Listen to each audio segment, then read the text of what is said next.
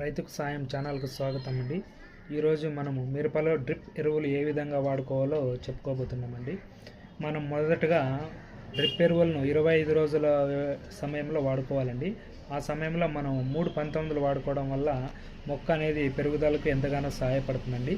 తర్వాత మనము 15 రోజులు వదులుకొని 1261 వాడుకోవడం వల్ల మొక్క వేరు శాతం పెరిగి మొక్క కాంతివంతంగా ఉంటుందండి.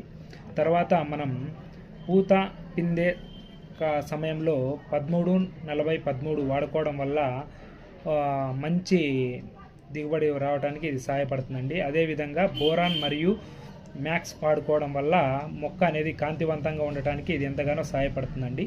తర్వాత కాయ సమయంలో మనము కాయ బాగా రావడానికి 13-0-45 వాడుకోవడం వల్ల ఈ అధిక దిగుబడి పొందడానికి డ్రిప్ ఎరువులు ఈ విధంగా సహాయపడతాయండి.